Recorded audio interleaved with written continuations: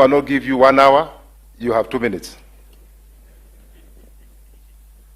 Mlamua and Christine, Kanini, and Jirongo's family, fellow mourners, the church, may I bring my condolences to the family,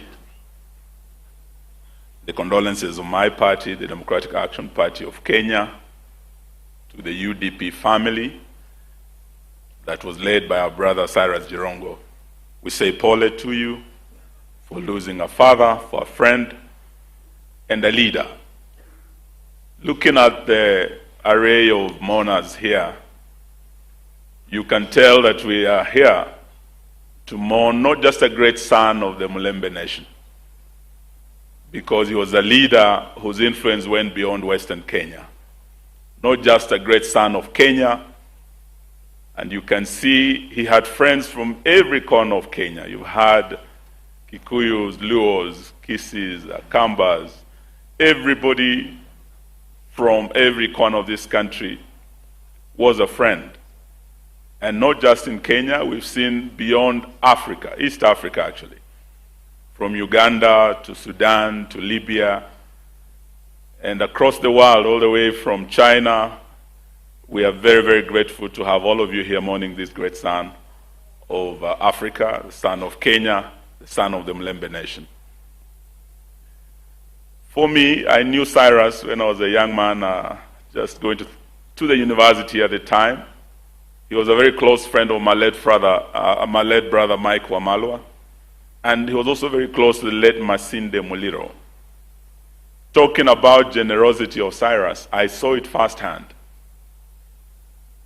I was told then that the richest Luya man was a man called Ambwere. But then I was told at that time the richest man was no longer Ambwere. There's a young man who has come, and he's very rich, that even has a certain note, 500 shilling note named after him. He's called Jirongo.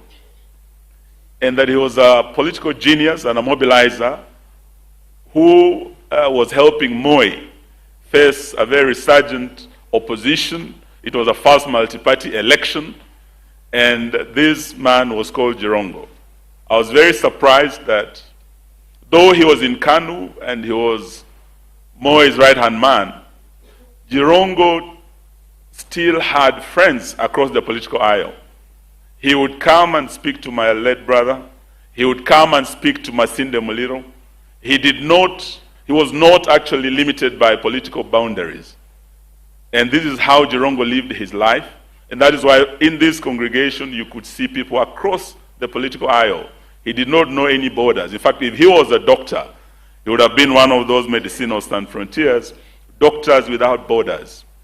He did not respect the border of tribe or religion or region. He cut across. And I would like us, particularly those of us who are from the Mulembe nation who are here today, if there is one thing we can pick from Cyrus, the greatest honor we can bestow upon this man is to fight for what he fought for most, Luya unity, the unity of the Mulembe nation. And in so doing, we must rise above our petty politics. We must remember the words of Abraham Lincoln, who said, though we are politicians, we are not enemies, we are competitors.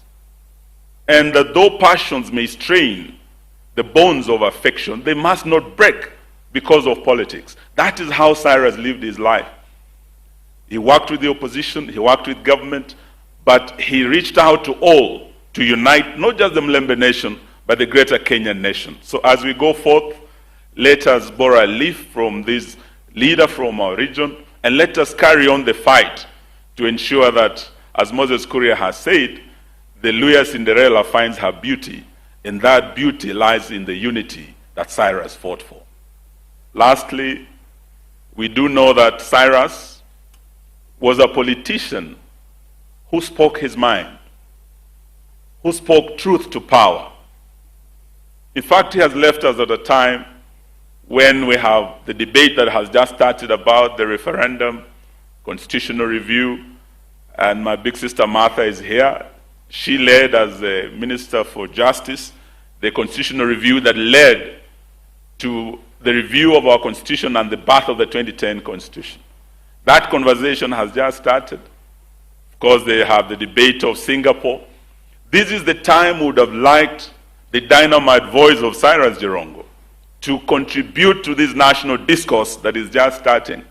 I'm sure Cyrus might have said, well, we tried this at Bomas, at NADCO, at BBI. But right now, probably he would question, is it really our top national priority, the constitutional amendments that we want to talk about, when half of Kenya is going hungry? 55% of this country do not celebrate Christmas. Families cannot put food on the table. Up north, from Garissa to Wajir to Mandera, people are starving. And we cannot feed these families. And here we are talking about Singapore. He would have asked, our health sector is in a mess. For the first time, Kenyatta National Hospital is about to collapse. Just like a 100-year-old hospital in Kakamega called St. Mary's Mission Hospital that has been there since the colonial times is collapsing because of the failed share policies. He would have questioned some of these things, and we will miss that dynamite voice that speaks truth to power. And we must carry on this fight, even in his absence. Thank you, and God bless you.